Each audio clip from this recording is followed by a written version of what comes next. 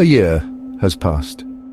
Yet the story of Jay Slater remains a tapestry of loose threads. Just when we thought the narrative had settled into a tragic but straightforward account, a new piece of evidence has emerged, pulling the entire case back into the realm of the profoundly unsettling. A video clip, brief yet significant, has surfaced from the neon-soaked chaos of the NRG festival. It shows Jay, alive and seemingly carefree, just days before he vanished into the rugged terrain of Tenerife.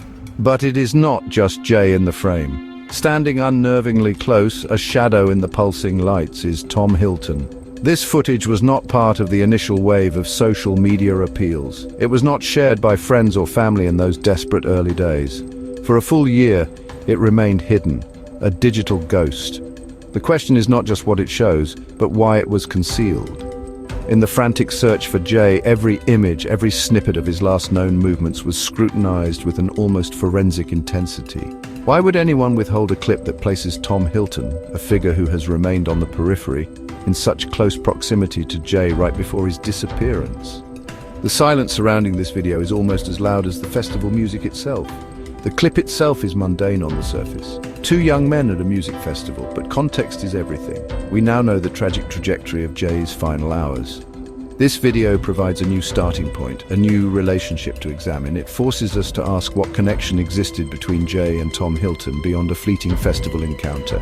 Were they friends, acquaintances, or something else entirely? The decision to keep this footage private suggests a story that someone, for some reason, did not want told.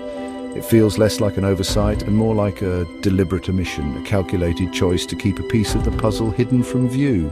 We are left to wonder about the motive. Was it fear? Was it an attempt to protect someone, or was it something more sinister? The clip's late arrival changes the dynamic of the investigation. It shifts our focus and compels us to re-examine every known detail through this new lens. The image of Tom Hilton standing so near to Jay is now imprinted on the case file. It demands an explanation. Without one, it hangs in the air, a silent accusation suggesting that the full story of Jay Slater's last days has yet to be properly told, let alone understood by any of us. Special thanks to the truth speaker 00 for her hard work in finding the Tom Hilton footage. Your dedication made a difference. To understand what might have happened to Jay, one must understand the environment he stepped into. Playa de las Américas, especially during a festival, is not merely a sun-drenched holiday resort. It transforms into a sprawling, chaotic vortex of hedonism. Here, the pursuit of a good time often blurs the line into genuine peril. The atmosphere is thick with more than just humidity and dance music. It is a marketplace for illicit substances, where dealers operate with a brazen openness that can be shocking to the uninitiated. It is a world where vulnerability is a commodity. For a young man like Jay, an apprentice bricklayer from Lancashire, this world would have been both intoxicating and dangerous. The promise of endless parties and carefree days can easily mask the darker undercurrents. Crime is a constant companion to the chaos.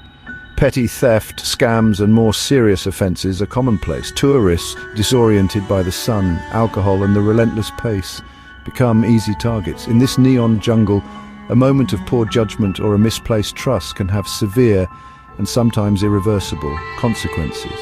Jay was not just on holiday, he was navigating a high-risk environment.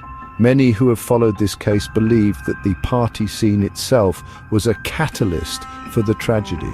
Jay was not an experienced traveller accustomed to such an intense setting. He was a young man looking for fun, drawn into a world that operates by its own set of unforgiving rules. The open drug dealing meant that substances were not just available, but actively pushed upon revelers. This creates a precarious situation where a person's state of mind can be altered, their decision-making impaired, and their safety compromised in a matter of moments. Jay was, in many ways, put directly in harm's way by the very nature of the event he was attending. The question then becomes whether Jay was a random victim of this chaotic environment, or if something more specific occurred. Was he targeted? Did he fall in with the wrong people, individuals who saw his youthful naivety not as something to protect, but as something to exploit?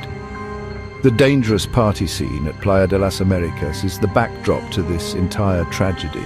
It is the stage upon which the events unfolded, and it is impossible to separate Jay's fate from the risks inherent in the world he chose to enter, however briefly.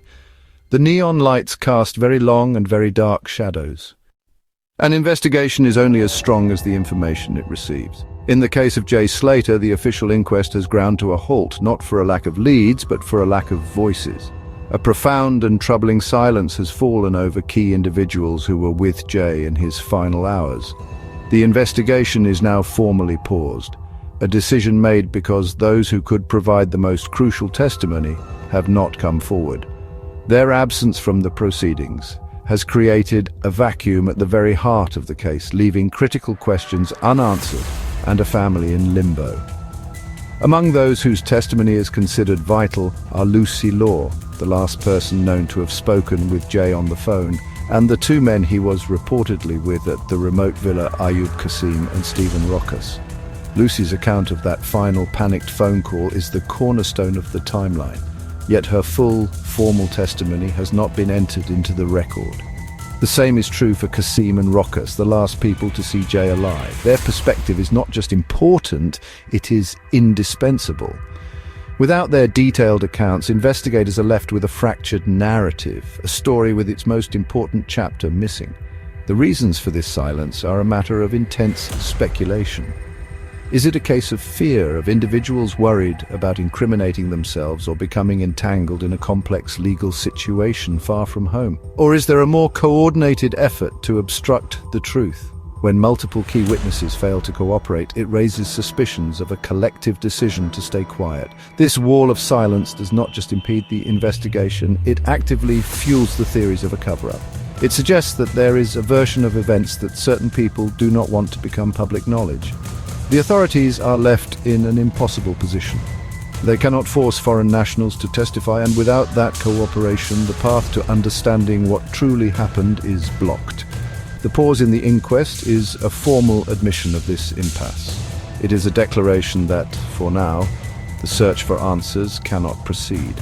For Jay's family, this is an agonizing state of affairs. They are denied the closure that a full and transparent investigation might bring, left instead to grapple with the silence of those who hold the keys to unlocking this painful mystery. The silence is a mystery in itself. The official findings of the autopsy seem, at first glance, to offer a simple and tragic conclusion. Jay Slater died from injuries consistent with a fall. The report also confirmed the presence of drugs and alcohol in his system, painting a picture of a young man whose judgment was likely impaired, leading to a fatal misstep in a perilous landscape. Crucially, the coroner found no signs of assault, no evidence of a struggle, and no indication that another person was physically involved in his death. On paper, it reads as a heartbreaking accident, a story that, while devastating, has a logical, if painful, explanation.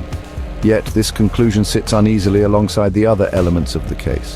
It does not explain the secrecy. It doesn't account for the hidden video footage of Tom Hilton.